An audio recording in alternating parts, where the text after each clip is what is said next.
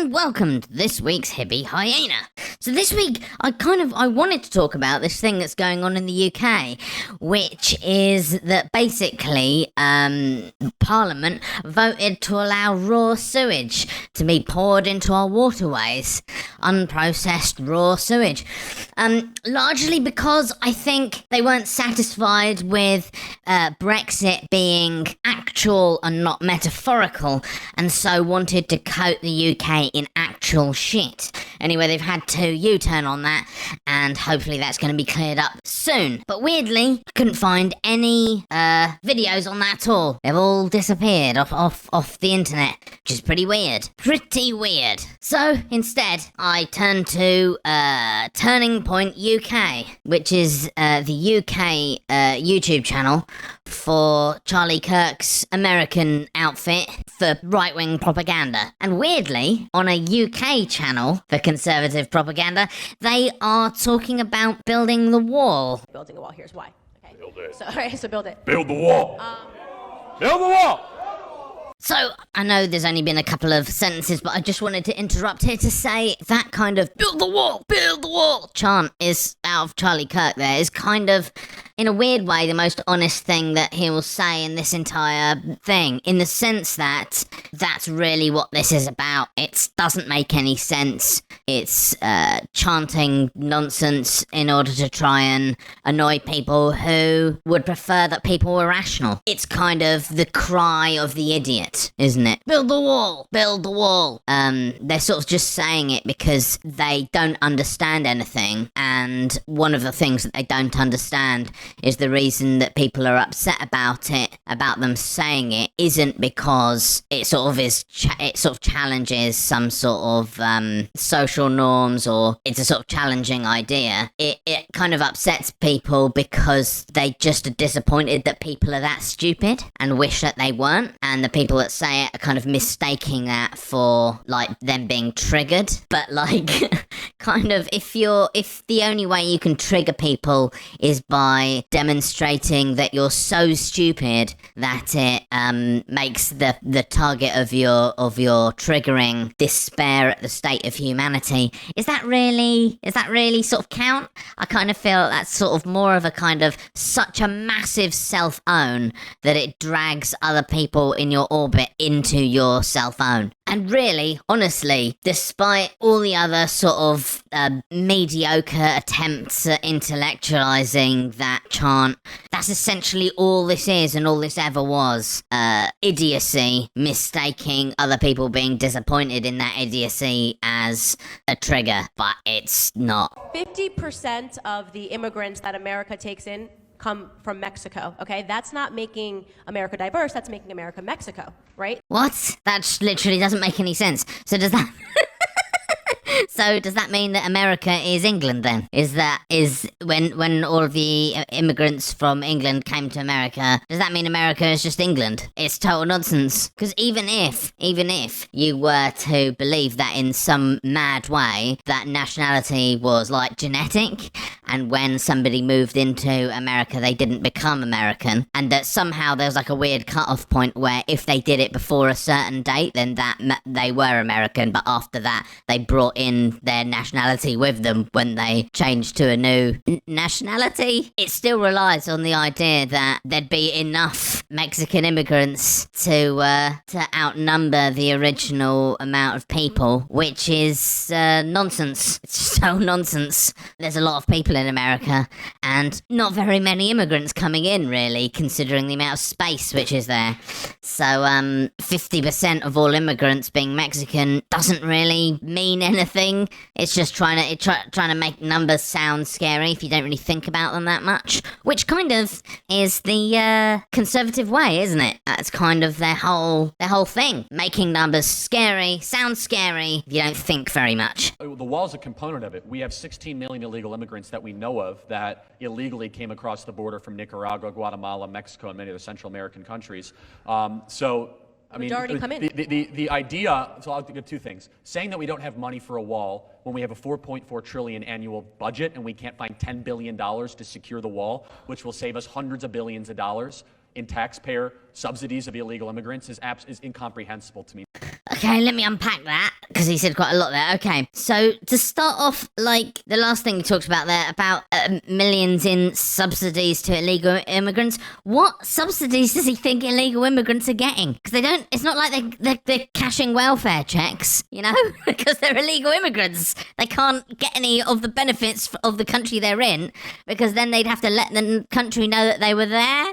And when they let the country know that they were there, they wouldn't be illegal immigrants anymore. They'd be deported people. So that's just total nonsense. Illegal immigrants don't cost the country anything by necessity, you know, unless you're sort of like going, well, you know, they walk on our roads and our taxes pay for our roads, and the generalized sort of erosion of them walking around is too much. It's too much for us to bear, despite the amount of money which he talked about how much they taken in tax. It just is total nonsense. And then what was the other thing he said? Oh yeah, it was about like costing of the wall and how feasible it is and so on. How do these people like not remember? Their guy who wanted his whole deal was build the wall was in charge of America for a whole term, right? And did he do it? Did he?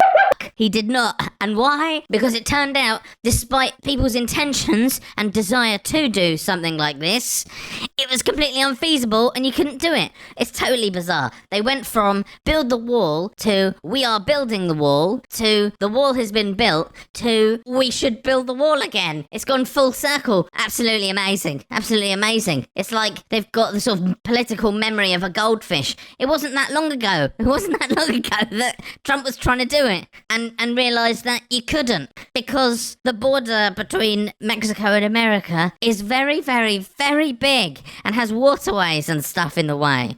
And there's literally no way to build a wall there, which you couldn't get over in some degree. It just literally doesn't make any sense. You could dig under it, you could climb over it. The bits of wall that they did build, people have demonstrated how easy it is to get over it several times. Just look it up on YouTube. People are doing it for a laugh, just to prove it. And I can't believe in 2021 they're still talking about build the wall. This argument has been lost, guys. You lost it. It didn't make any sense then. It certainly doesn't make any sense now. And it really, really doesn't make sense on a YouTube channel that is designed for British politics. Because if there's one thing that doesn't affect the UK and UK politics, it's whether or not America builds an impossible wall between itself and its southern border. Not to mention, an illegal immigrant from Mexico, Nicaragua, Guatemala, or El Salvador is twice as likely to commit a crime versus a natural-born citizen. Now, it probably won't surprise you to know that little factoid, that little claim there, is absolute guff. Well, maybe you could sort of massage it into sort of seeming true if the only crime you're considering is the inverted commas crime of being an illegal immigrant. Then in that case, the illegal immigrants are way more likely to have committed the crime of being an illegal immigrant than people who aren't illegal immigrants. That's probably true. But aside from that, they commit way less crime by any measure. So that's just a bold-faced lie there. A bold-faced lie to try and make foreigners look bad. And why? Why would he be doing this? Well, the answer is simple, and it's good old-fashioned racism is the answer. So why are they doing this? Despite the fact that the wall wouldn't work if it was built, it categorically cannot be built. And even if it could be built and it was built, and it did what they were hoping it did, it would make things worse in America anyway, because immigrants kind of are the lifeblood of America. Illegal immigrants too, because, you know, a lot of corporations, they like employing illegal immigrants because they don't have to afford them the same very tiny sliver of human rights that American workers are protected into having. And that's just how capitalism works, which is awful, don't get me wrong. I mean, I'm no fan of capitalism, as anyone who's listened to my channel will probably know. But if it's completely unfeasible, and even if it was feasible would be a disaster, why do people like Charlie Kirk, who's not a stupid person? I think in many ways Charlie Kirk is, I think, one of the smartest of the conservative talking heads. Not that what he says disguise as smart, it's not. It's often very, very stupid. And to be honest, being one of the most intelligent conservative talking heads is a pretty low bar to clear. It's a pretty low bar. But I genuinely think that he knows it's absolute nonsense. He knows it's absolute nonsense. He's not stupid enough to believe that it's not absolute nonsense. He knows. So why is he saying it? Well, he's saying it because he works for some people, you know? He gets given money by billionaires to do what he does. Probably the Koch brothers, the Mercer family, the usual suspects, pouring money into politics, especially libertarian and conservative politics. And why do they do this? They do this because it's to their benefit. They're benefiting financially out of it. And they're doing so because what Charlie Kirk and Candace Owens are doing here is they are diverting attention away from the people's real enemy. They need to have a constant imaginary threat from foreigners drummed up by sort of racist propaganda in order to make the people who are being oppressed by this system look over there instead of at the actual people who are doing it, the actual problems,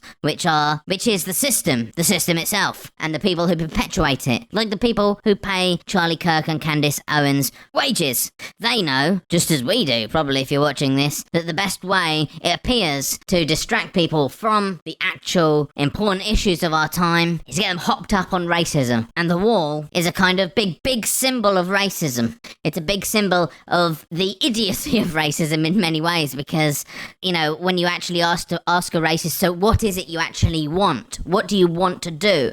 What are the policies you want to enact? It's never anything that makes any sense, because it's nothing. There are no policies that you can really enact, you know, that make any degree of sense. And the wall is just another sort of, is the closest they've got, really. It's the closest they've got to a tenable policy, a tenable racist policy, but it doesn't make any sense. The real question is, why are they peddling this stuff at UK audiences? I just don't know. It's very strange. They often try to import the sort of bizarre conservative culture war nonsense from America into the UK. They're constantly trying this.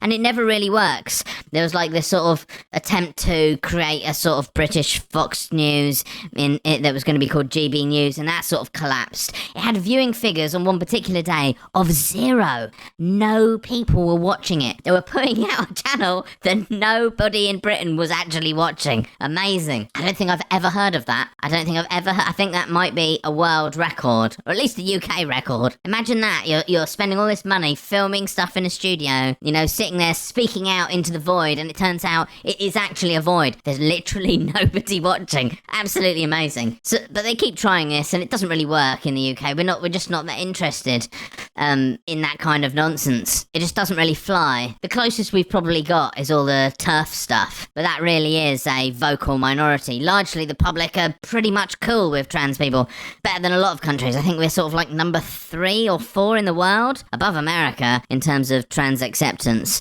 It's just that we've got a lot of vocal arseholes who are similarly given a load of old money and stuff and promoted, like Mr. Kirk and Mrs. Owens here. Anyway, I think it's kind of apt that I was going to be talking about raw sewage today, and I talked about this instead, because it's sort of like there's a metaphor in there somewhere. It's an analogy. It's an analogy. But yeah, next time anyone talks about deregulation, and they want to cut through the red tape, cut through that darned red tape that's holding us back. You know, any sort of libertarians or whatever, we can just point to the fact that they did that in Britain for our waterways, and they literally filled our country with raw sewage. And some people died because of that raw sewage, because generally it's not very healthy for people. They literally covered our country in shit. Anyway, I hope you enjoyed this week's Hippie Hyena. Look after yourselves and each other. Goodbye.